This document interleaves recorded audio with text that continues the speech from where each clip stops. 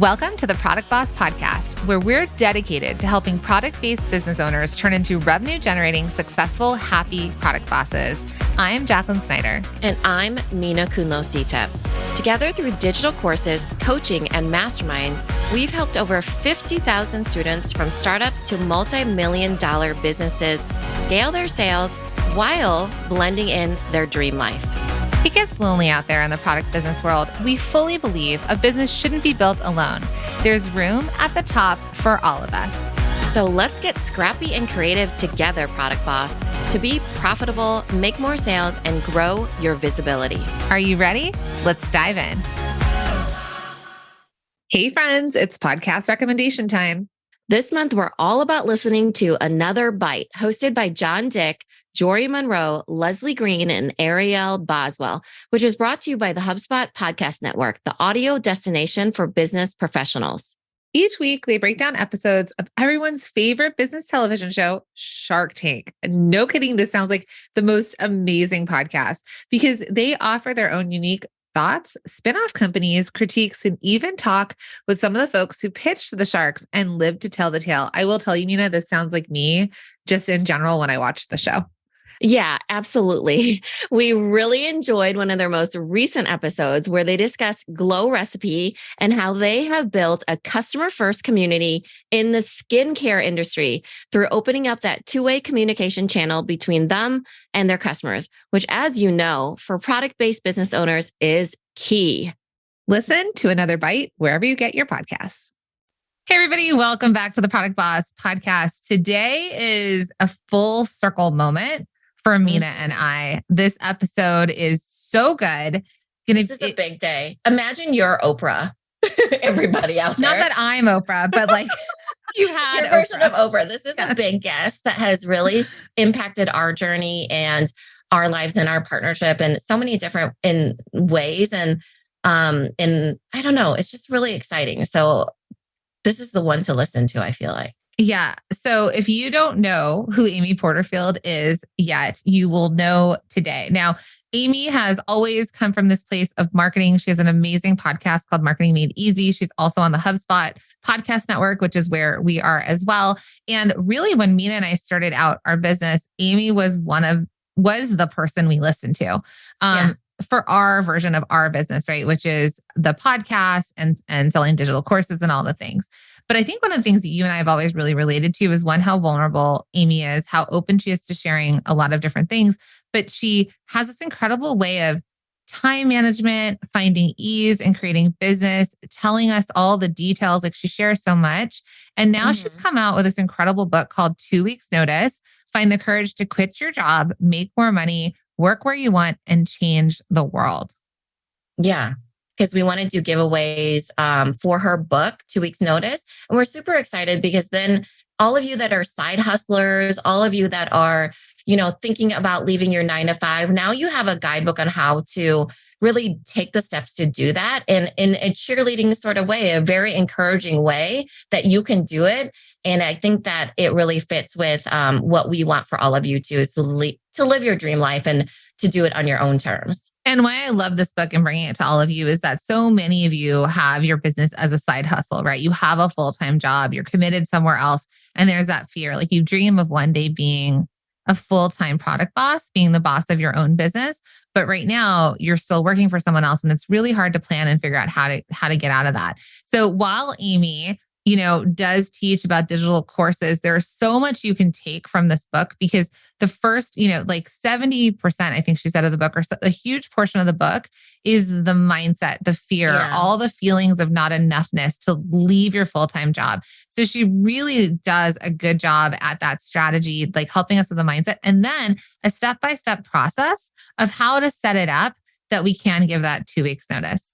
Yeah, for sure. I think she said the first third. So the first third is I flipped it. Is the mindset. And then she goes into strategy and then she goes into like the work that you're doing, right? Because the thing is that she knew that she didn't want to start with strategy because the mindset is so important, which is like listening to us. We say this all the time. You are the person that's going to stop you. And it's like a real gift when somebody says to you, you can do this. So this, being able to read a tangible book and hear those words, I think can be so life-changing for all of you. And we're so excited to share Amy with all of you in this interview. Yeah. And I think the one thing she says that you and I try and model, and I'd love to kind of set this up for all of you, is that Amy has built a life she doesn't need a vacation from, and she's on a mission to help millions of others do the same. But she has built a life that she doesn't need a vacation from, with being an entrepreneur, with having her own business and not working for someone else. So, Mina, let's jump into the episode.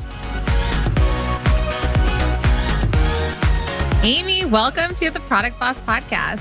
Well, thanks for having me, ladies. I'm delighted to be here. This is a dream come true. I was going to say.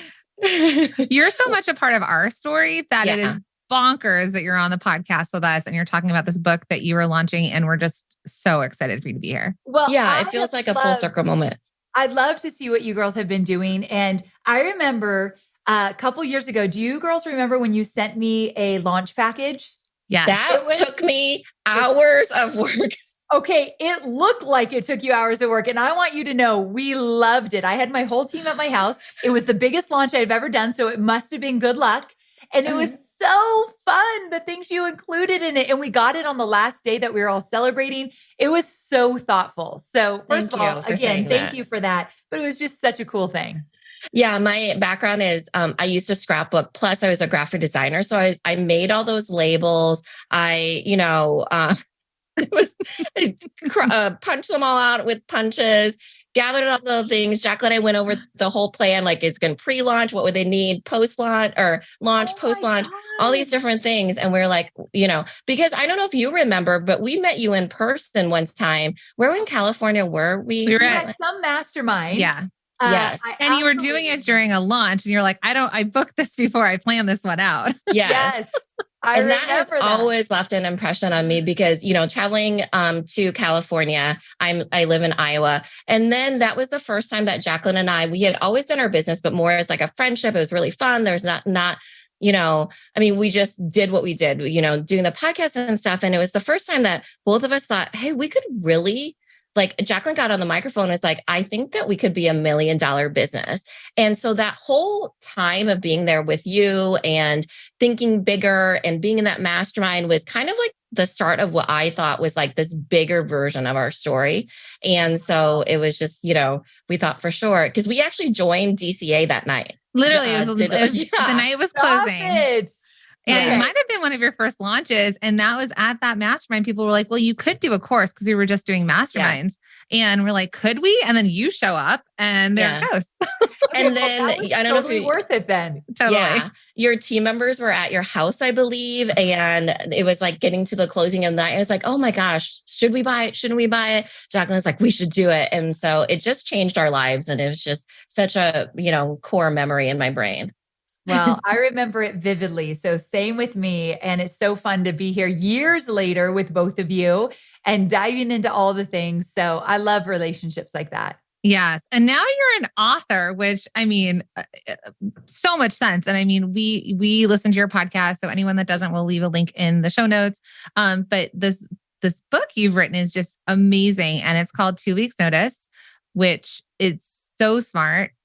Just so good. So my question to you kind of to start off is sort of, a lot of times we work with a lot of product-based business owners that it's a side hustle. So their business is sometimes people consider it a hobby or a side hustle. And there's so much mindset stuff that goes into leaving their full-time job. When is it going to be the right time? Your history is that your last full-time job, you were working for Tony Robbins at a young age. So this was an incredible full-time job. Where did you get the guts to say, you know what, I'm leaving this incredible business and going to go out on my own? I love the way you set up this question because you're right. It was an incredible job. And I didn't know at the time, but I had golden handcuffs where I wanted to leave, but it was too good to leave. Like I probably thought about it years before that. And I was with them for almost 7 years. Hold on, I got to cough. You got to love when you cough on someone else's podcast. It's so glamorous. But I thought about it probably, but I could never leave this. I'm getting paid 6 figures. I get to travel the world. I get to work on the content that Tony does on stage at Unleash the Power Within and Date with Destiny. It was a good gig. However, I did travel a lot. I did work a lot of long hours. I was newly married, never saw my husband, and it was a stressful job. I mean, the way you see Tony on stage is the way he's all the time. He's an intense guy. He's got a mission. He's building an empire, and so that energy is a lot. And so when I realized, wait a second, I think I want more freedom. I think I want to work when I want, how I want, where I want. When I finally started to realize that, what I had to do, and I look back at it now because I wrote about this in the book, like how did I get the courage to leave? I had to get very clear on what I wanted, like crystal clear.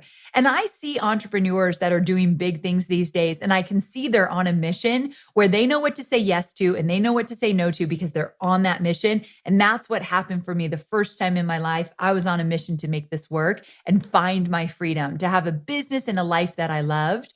And so I left with courage. I didn't leave with confidence. I didn't know what the heck I was doing, but I could taste that freedom. I wanted it so bad.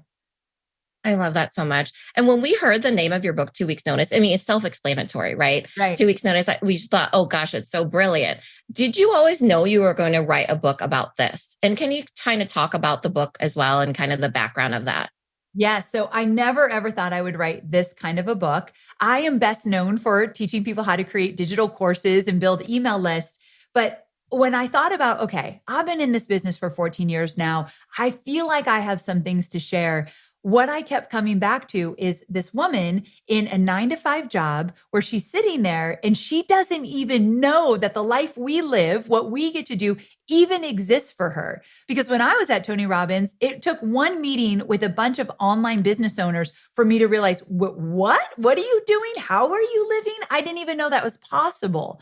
And so I want to be the woman to say, this is possible. There's a whole other different kind of life you can live, and let me show you how. I also know that women hit those glass ceilings and there's nothing you can do about it. There's this one woman she's a teacher, and her name is Tara. And she said, Amy, there was nothing I could do to make more money in my business. I had to start a side hustle or I would always make that much money in a small town in Minnesota as a speech pathologist in a public school. Like, she was not going to be able to bust through a glass ceiling. And so when I think of women like that, I think I've got to show them a different way. And so I looked back and I thought, well, where would I start? And I remembered driving away out of the San Diego offices thinking, I have no idea what I'm doing. I know my why, and I'm ready to take on this challenge. But tomorrow morning, when I wake up and sit at my kitchen table and start typing away at my laptop, I do not know what's going to happen.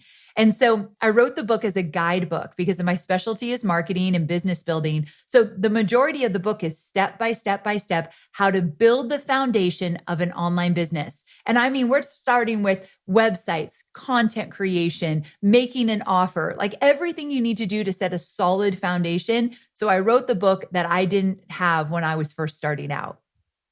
I love that so much. We're so excited to buy 1 million copies. Because don't promise 1 million yet. Maybe 100. Now I'm on air and it's like, I will be sending a contract. Yes.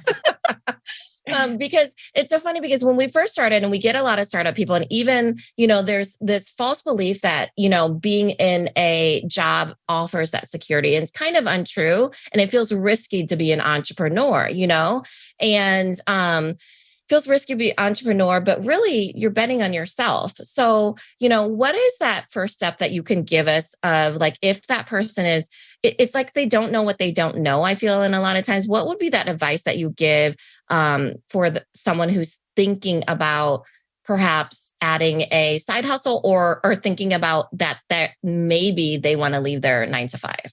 So when you start to just first start thinking about it, I think the first question that comes up for most of us is, what the heck would I do? What would I even create? What would I have in my business? And for a lot of women, because I work primarily with women, imposter syndrome is there front and center. The minute you think what might I do on my own? You can't do that. You're not cut out to be an entrepreneur. When I was first decided I wanted to go out on my own, I didn't even use the word entrepreneur because that sounded too fancy and over the top. So I would just say business owner. And so when you start to think about going out on your own, the first thing is, what might you do? And I take my students through something called the sweet spot. And the sweet spot is just to start with your starter idea. Like, let's figure out, maybe it's a side hustle. What would that look like? And so I'm going to walk you through it just really quickly, but I go into detail in my book, 2 Weeks Notice. But here's what it is. It's 4 different quadrants. And the first quadrant is, what are you good at? Where have you gotten results? What is your knowledge, your know-how, your skill set? What do you do in your job that you could maybe move into a side hustle? And what about your personal life? There's lots of things we do in our personal lives that other people would love to know how we do it. So is there something there you might be able to pull from? You only need a 10% edge. You need to be just 10% ahead of those you serve. So you could be like, come on, follow me. Let me show you the way. You don't need more certification, more education, just a 10% edge. So that's the first quadrant. The second is, who do you want to serve? One of the easiest things to do is look at you maybe 5-10 years ago, and is maybe that the person you want to serve because you know exactly what they're thinking, feeling, doing in that moment. That's an easy way to kind of choose an avatar to market to, but maybe it's someone else. I just talked to a guy, he's 30 years old, and he helps women in their 50s and 60s get fit.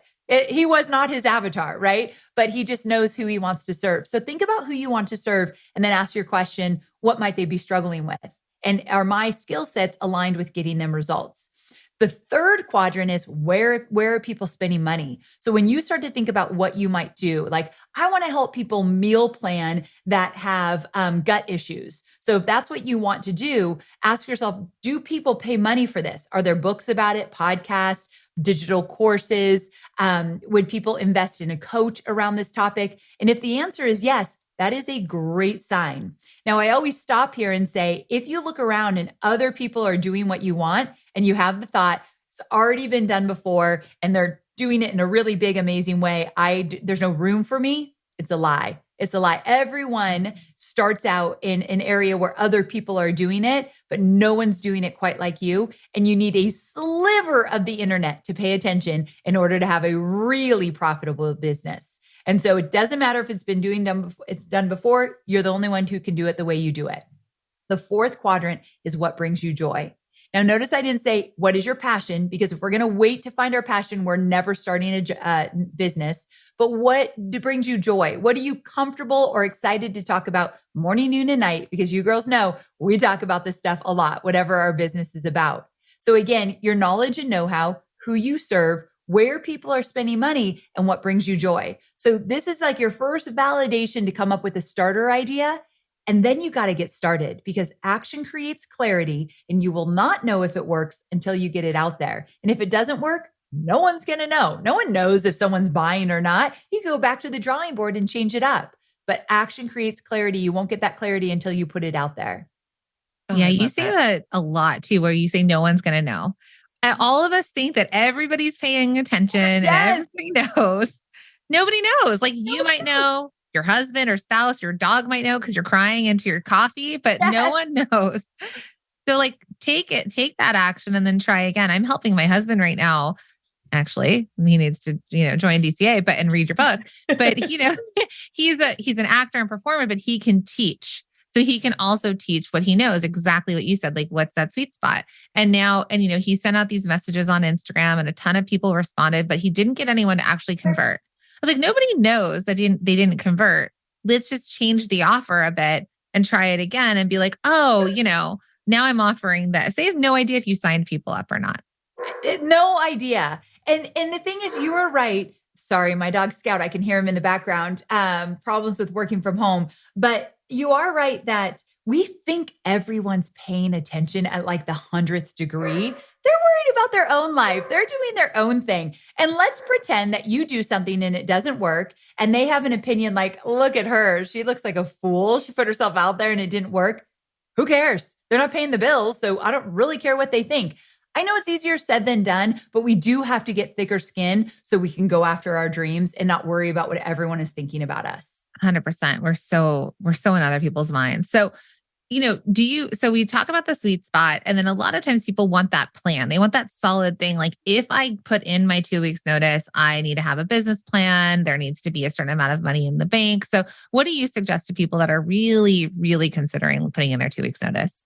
So in the book, I lay out a runway or a roadmap to get you to the day that you finally walk out of the door and you go do your own thing. And that might be 3 months from now, 6 months, 9 months, a year. I always say longer than a year, it's probably an excuse and fear that's holding you back, but you might want to take a full year. And in that time, there's certain things and milestones that you want to hit. So I want to walk through some of them. The first thing is you've got to get clear on your why. Again, why do you want this? Why do you want a side hustle or a full-time thing? Because without a compelling why, it's going to get tough and you're just going to go chase the next shiny thing and say, this wasn't for me. So really, really get clear on why do you want it. It's not enough to say, I want to make more money. Why? What is that money going to do for you? And what will it do for your family? Like we got to dig down on the why. The second thing is you've got to choose an exit date. So when I decided I wanted to leave, it was about 6 months of me just thinking about leaving. What might I do? I did some research. I started taking some digital courses in online marketing. Like, what might I do? But when I started to get really excited, like, I really want to make this happen, I set an exit date. And it was 6 months from that point when I actually left. But I didn't just set an exit date. I put it on a Post-it note. It was June 2009. Put it on an exit note on my mirror. And every day when I saw it, I'd ask myself, what do I need to do today to move me closer to hitting that goal? Do I need to make a call? Do I need to listen to a podcast, buy a book, buy a digital course? What knowledge do I need? What support do I need? So I actually actively went for it. And I got to tell you, when I was still at my 9-to-5 job, I had this little office with really thin walls. And there was this woman online. She's actually not doing it anymore, but she was building a business online. And it was exactly the business that I wanted. And she was selling digital courses. She had great social media, putting out awesome content. I thought, this is the business I want. So I sent her an email and I said, I know you don't offer this, but can I pay you for an hour of your time to ask you questions about your business? And she said yes. And so I got on the phone with her, but my walls were thin. So I crawled under my desk and I'm whispering like, can you tell me how you created your first offer? And how did you get your website created? Like I was clueless, but she shared. That's the one thing I love about women. We are very, very gracious with, or generous with our knowledge. And so she shared all the things with me. And so I paid for that time. So that was like one example of what I did to move closer to my date. So again, get your why, figure out your exit date, and share that exit date with like 3 people max. And the reason why I say that is not everybody deserves to hear your dreams, nor can they handle them. Meaning, if you tell one of your coworkers, I can promise you someone's going to tell you why you shouldn't do this. What? You can't leave a 9-to-5 job where you're getting a regular paycheck. There's a recession coming. That is insane. Here's all the reasons you shouldn't do it. As you're looking at someone who would never leave their job, you have to consider the source. And so I only told my husband, my mom, and my best friend because they all could hold that space for me. No one else got to know my plan for the next 6 months. Hold your dreams close, but share it with a few people that will hold you accountable. Because when I started to get very nervous about that date coming up close, my husband would be like, no, we're doing this. This was your goal. It's on your mirror. Let's go. So you need those people in your life. The other thing I did is I had to take a really honest look at my finances and look at where we were. And I sat down with my husband and said, okay, how much money do I actually need to make to support our family? Because he had a little money coming in. He was going through a transition at the time, so it wasn't a lot. And so we got honest with how much I really needed to make. And we found out it wasn't actually as much as I was making in my 9-to-5. If we cut back, if we sacrificed, if we didn't go on vacations just the first year and we got scrappy, I could make a little less so that I didn't have all that pressure on myself. My friend said he didn't set an exit date. He set a dollar amount. He wanted 9 months of living expenses before he left his 9-to-5 job. I thought that was really cool as well. And he got to it in like 8 months. He figured out how to get to that number and he was out.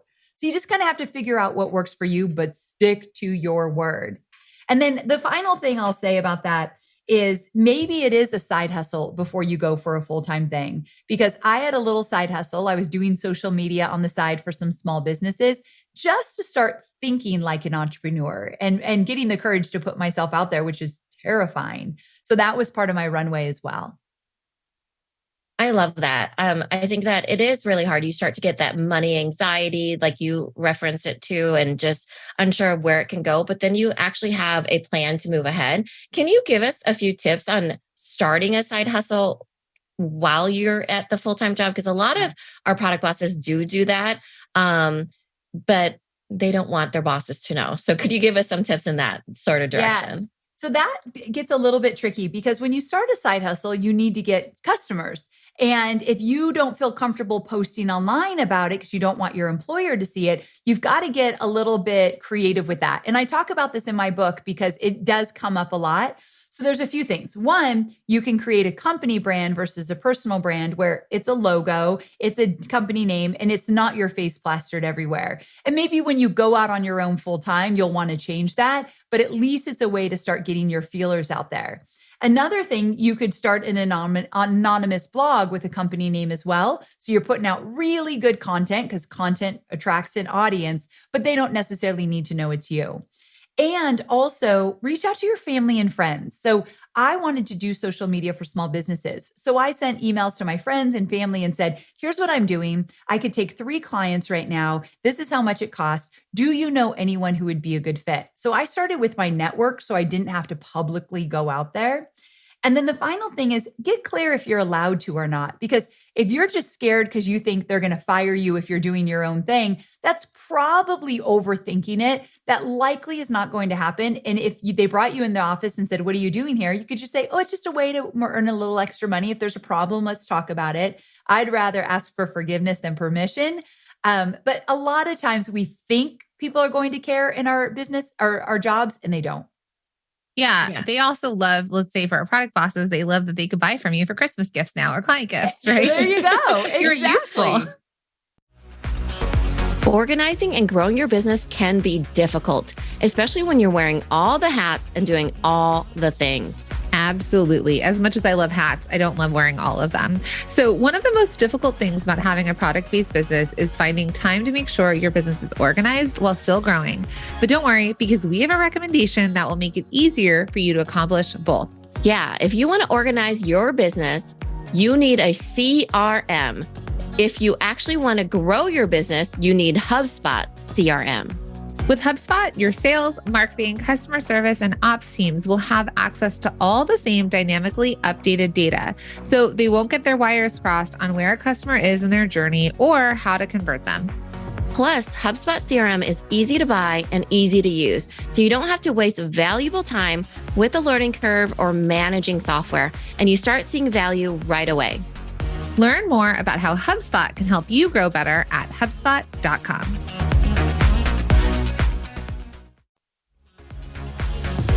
Hey friends, are you unsure of what to say on social media or what to even send in your weekly emails? Well, what if creating content could be easy? Would you be looking for a shortcut to creating consistent content? Yes, consistent content, because you know consistency is key. Well, let me tell you, you are not alone when you feel like you're struggling on what to post or what to write in emails. And we know that you have that product part of your business down. But as you're listening to this podcast, you probably already know that to get more people to your products, to buy your products, you need to create great content. Oh, I know, I keep saying content, and that's the dreaded C word. And we can't tell you how many product bosses tell us that they want to create great content for their audience and their customers, but they don't know what to say, or they are so busy they can't find the time, or they really, really, really don't want to be the face of their brand.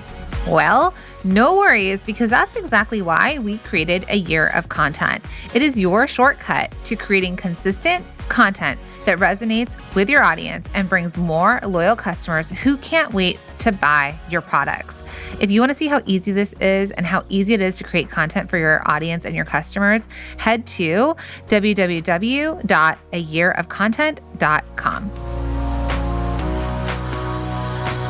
And I do want to just say that again, because I come from the fashion world and products, and the guy who invented the Bratz doll was designing the Bratz doll while he was working for Mattel. So that was an issue because that was a big lawsuit that ended up happening because it was, you were in a competitive space.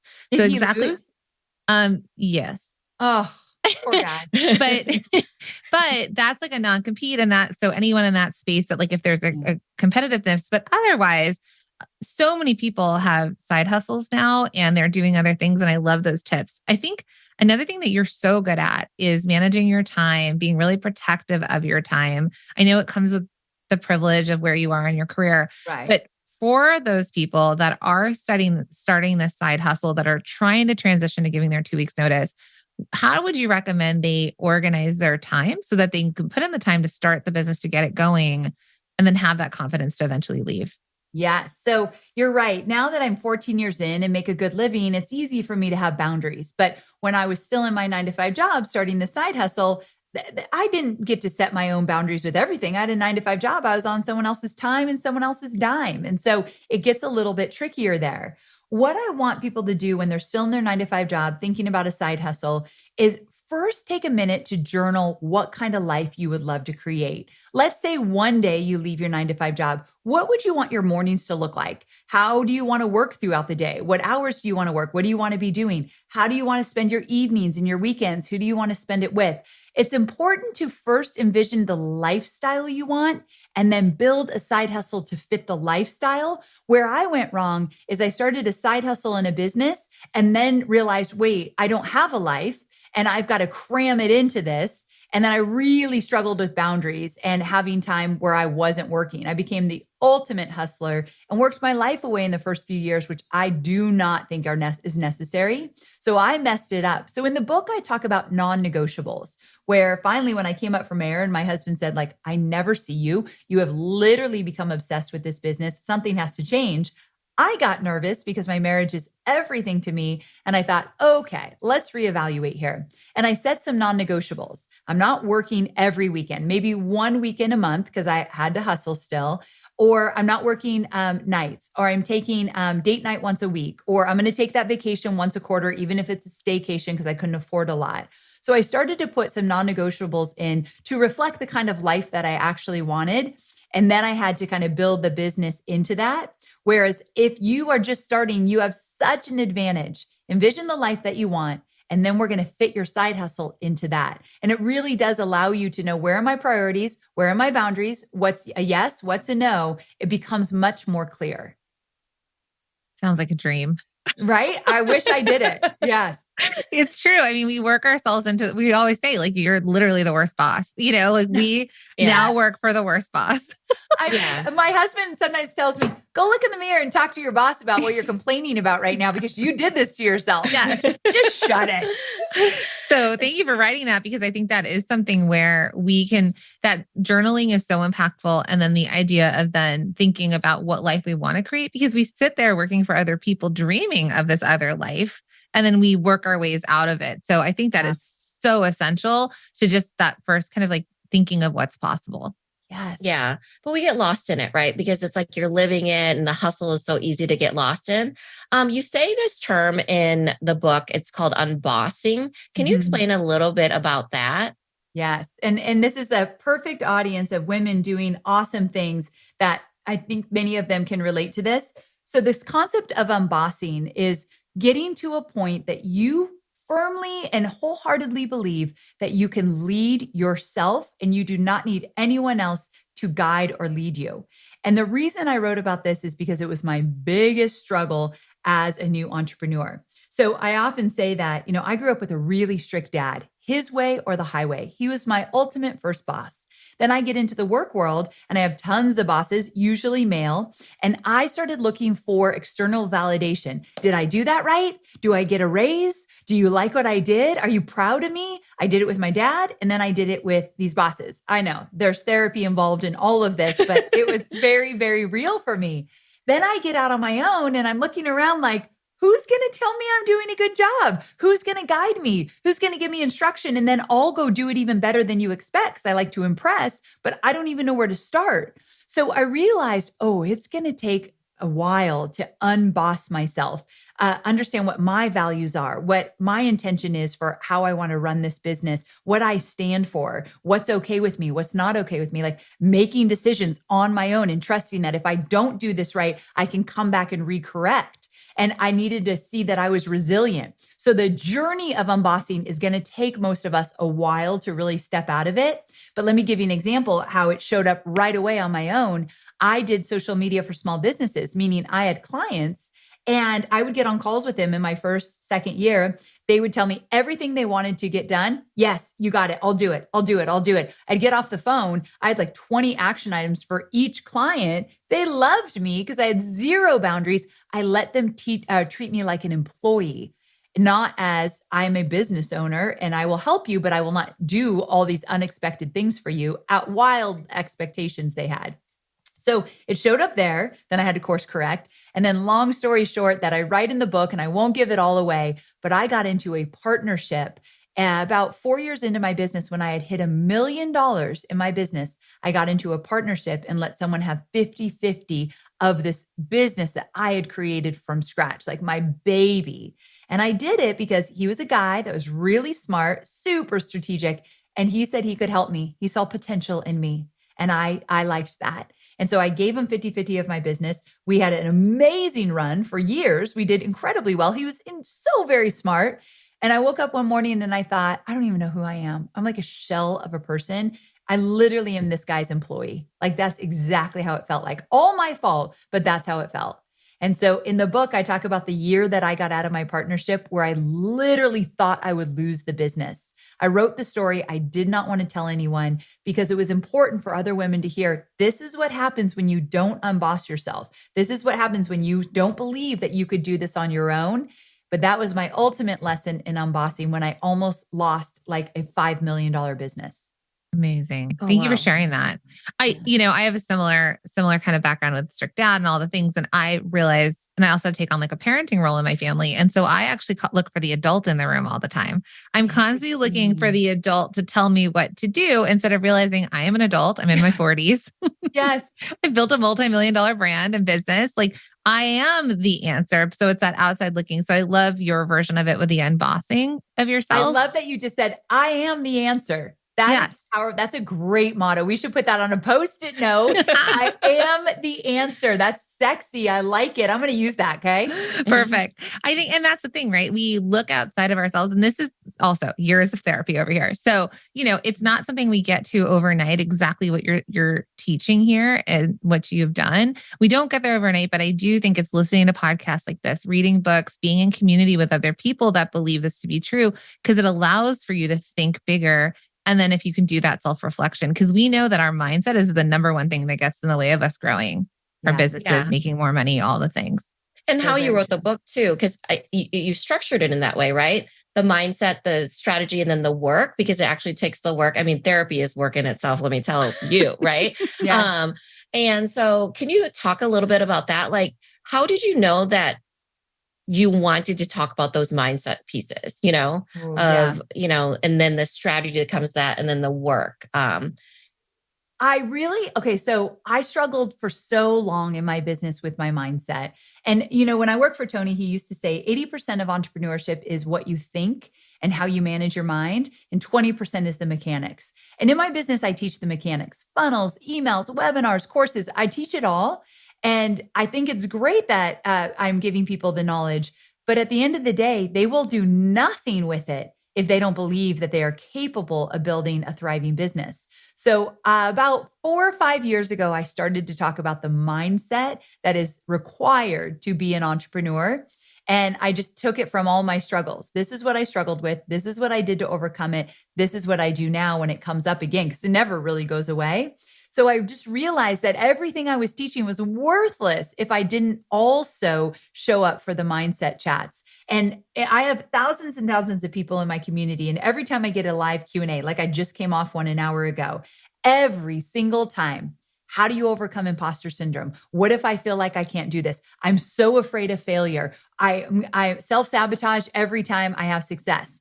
Every single time it comes up, no matter what I'm teaching. And so because I know that, I thought this book has to start with that. So there's like a third of the book is mindset, finding the courage, getting your head on straight, working through a lot of boss traps and unbossing yourself and finding the confidence. And then the majority of the book is step by step how to actually build a business in a strong foundation from scratch when you really don't know what the heck you're doing. And so I did it purposely on that because I couldn't start with strategy. I couldn't start with the tactics. I love that. 100%. We suck at that. So, but going back to, strategies and the anxiety and stuff. So I come from a lot of, money scarcity and anxiety around that. And that's really a lot of the time where I drive from. Mina sometimes is more about the time, like how much time it's going to take. So what are your strategies in dealing with that sort of money anxiety? Because I know when I took the leap from leaving my full-time job, working for a celebrity, having, being a fashion designer, being able to make all the decisions, and then saying, oh, I'm going to start a consulting business over here, which I took my expertise. I did what you're teaching. But I didn't know how I was going to pay the bills or my rent or what I was going to do. And so what are your strategies with that?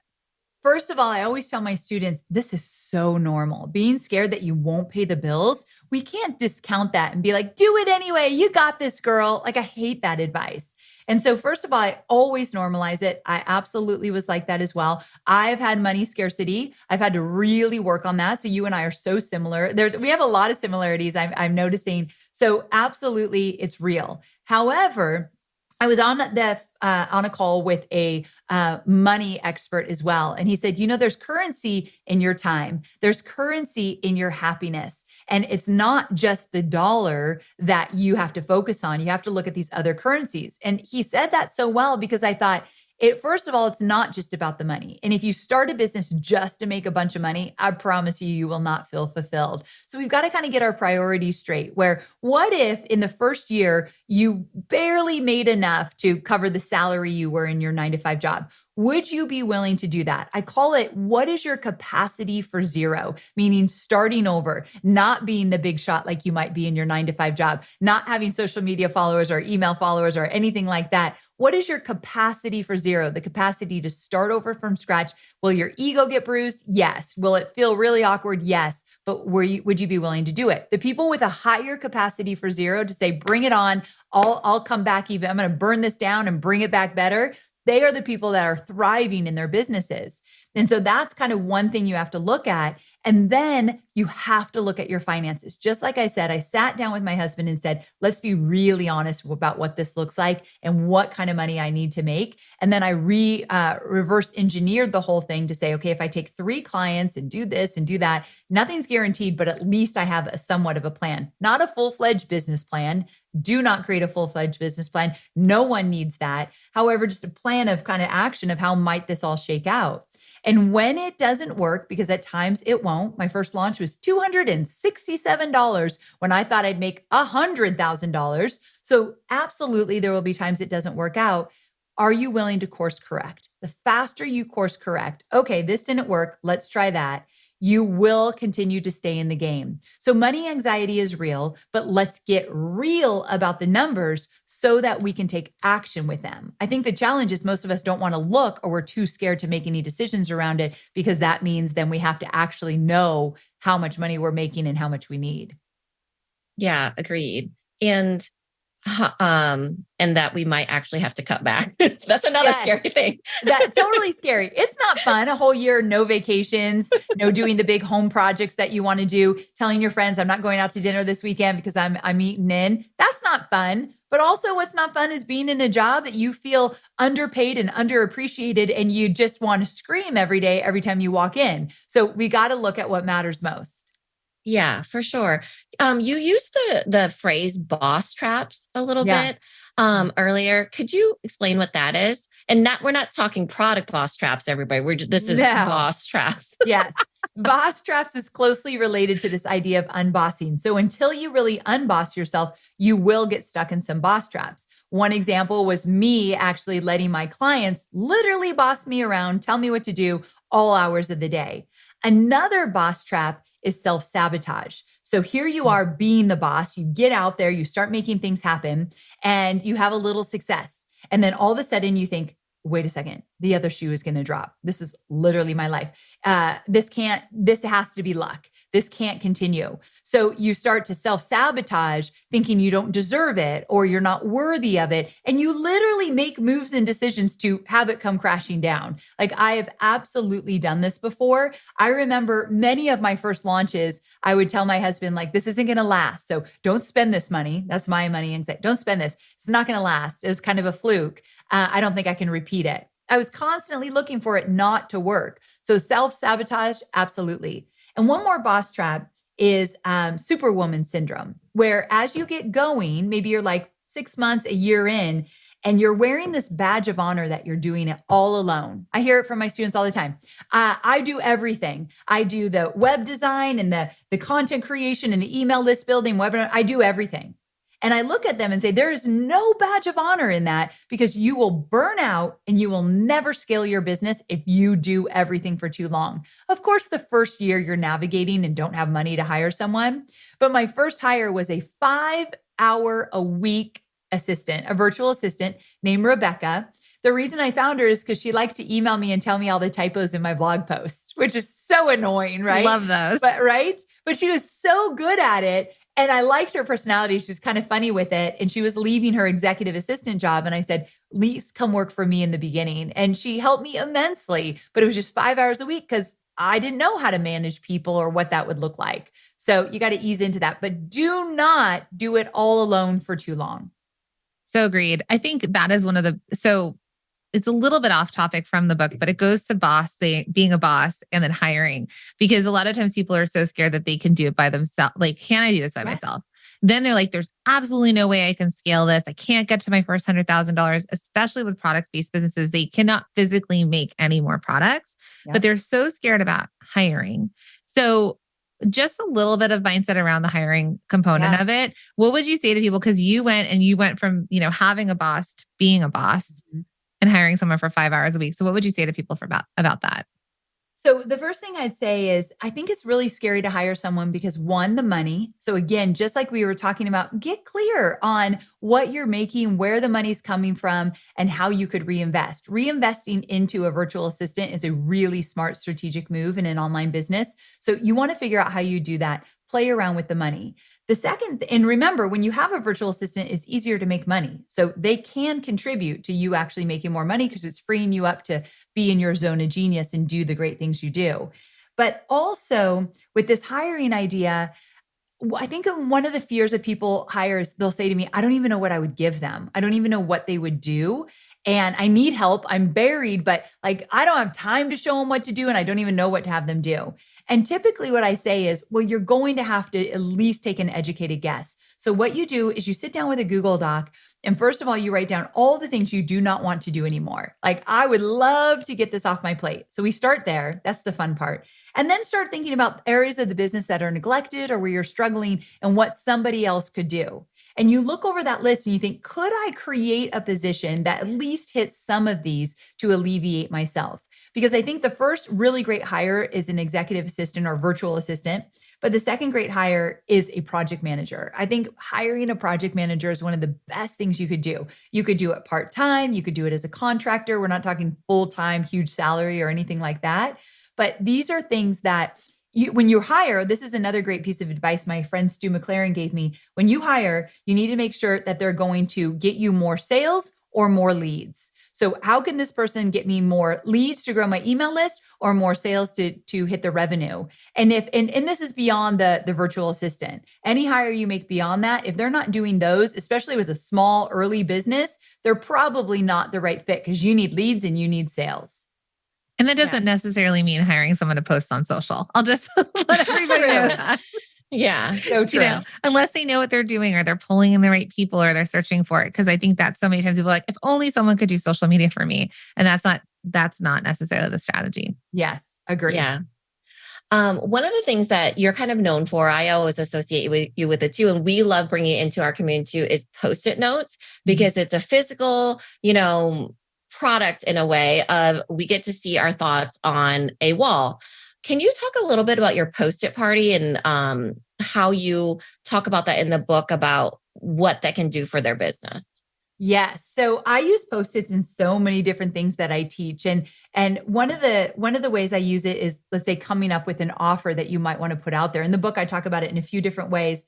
But the reason why a Post-it, and I call it a Post-it note party, works really well is there is science behind getting something out of your head and writing it down so that not only you see it, but you're active in the participation of figuring out what is going to happen with this thought versus it just float everywhere in your head.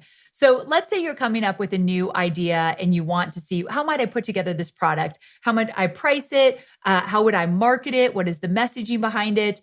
And how might it, who is it for? All of that. So you do this big brainstorming session. First, let's focus on how might you talk about this. So you write down all your ideas and you're putting them on a wall in front of you. And then, okay, so what do you want to price it and why are you pricing it that way? You write all your ideas and you put them on a wall. And so when you do this with all the different things around this offer, now all your ideas are up here. You can move them around. You can throw one away, add a new one. But the act of it being very active and engaging in that, you stay more focused. It's one thing to type it all up in a Google Doc, but when you're in it like that and you get some music going and you move your body, there's magic in that, that energy with it. And so the ideas start to come to you and flow more, and it's very intentional. So I like physical manifestations of the ideas and the thoughts that we have. I think it makes a huge difference. It does. I mean, physiologically, when you write things down, it reinforces what's going to happen. So even if you keep a digital calendar, for example, if you write down your calendar, it reinforces what's coming up for you. So I love that. Yeah. I love that you do the post-it parties, because I think for everybody who is starting out their business, even if it's an exit strategy or like what Amy was saying, what you need to make per month, doing these strategies of putting them on post-its or even your ideas on the post-its can be really great. So you can take something away from all of this amazing advice that you're giving with us. And I think that if we wanted to wrap up with this last question, Jacqueline, or did you have another question? Okay. I think, and this is something that, is so exciting to ask you, but if you could go back in time and give yourself a piece of advice. Yeah, that was what I was going to end with. What would it be and why, right? Because, and Mina and I have followed you for years, and our business is very much built on being a student of yours and, the mindset around everything you teach and all the things. So, this, we've told you. But for other people that aren't as familiar with knowing you and how you've built your business, but if you go back in time and give yourself that advice, what would it be and why? So there's probably 100 pieces of advice I'd love to give that girl who had no clue what she was doing. But one of the things was that I wish I was kinder to myself in the beginning. I really was a perfectionist. I expected things to work. In my 9-to-5 job, I felt like kind of a big shot. I did some cool things. So when I went into entrepreneurship, I should be doing some cool things. People should love me. They should think I'm great and buy from me. And that did not happen in the beginning. And I thought there was something wrong with me. And I kept telling myself, you're not cut out to do this. I wish I was kinder to myself and said, this is how it goes. You got to figure this out. Make your mistakes, stumble, fall, get back up. This is entrepreneurship.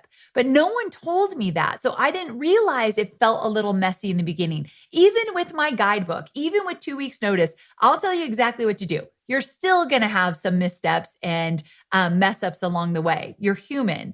And so I just wish I talked to myself better. I wish I allowed myself to make the mistakes without meaning them mean something.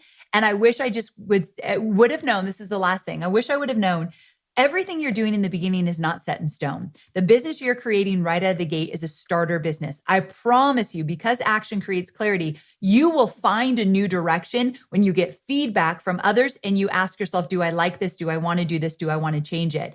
I bet the businesses you have today looks very different than like the first year of entrepreneurship, right? That is Absolutely very normal. So don't think every decision you make is set in stone, which means make decisions faster. Know that you can always change them. Yeah, I love that. Even that first year, the reason why I went to end with that question was because usually we say entrepreneur years are like dog years. In your case, scout years, let's just say.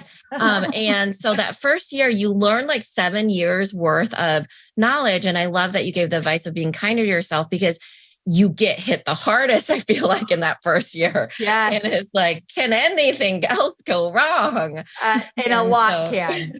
Yeah. And I think that's it too, right? Like, and being part of these communities, knowing things go wrong, giving yourself the grace that it can go wrong. It's better done than perfect, which is something that we tell a lot of people. And I think, the thing is, we have these really big expectations for ourselves, but each and every one of you out there listening, we already tell you, like, you're courageous, you're scrappy and creative. Like, you've already done something that most people haven't done in the world, which is start their own business, their side hustle, especially as women in this world, creating businesses and generating income and supporting our families and hiring people. This is all more or less newer, and we're all sort of paving this path. So you've already done such an amazing job at what you've started. And even that first step of listening to podcasts, reading a book, buying 2 weeks notice, that's that first step. Yeah, absolutely. To action. So, Amy, we're so excited. The book releases on February 21st. Where can our listeners buy the book? So anywhere where you buy books, please do go grab your copy. Depending on when you listen to this, if it's a pre-order, authors greatly appreciate it because it tells the retailers that this book is important and they stock it more. Or if you're getting it right when the book comes out, I've got bonuses either way. So 2weeksnoticebook.com. If you go get your book and then go to 2weeksnoticebook.com, you can enter your order number and get some really good business building bonuses. So don't wait, go grab it. Amazing. Thank you so much. Thank you, ladies.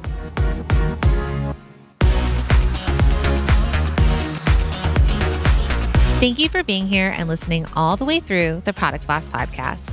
If you love our show and it has helped you in any way in your business, would you mind doing 2 things for us? Subscribe to the show so you never miss an episode and leave us a review. Reviews help other product entrepreneurs know that this is the place to be to grow their businesses and realize that they're not alone. And we know that you all know that a 5-star and honest review helps you sell more products to more people.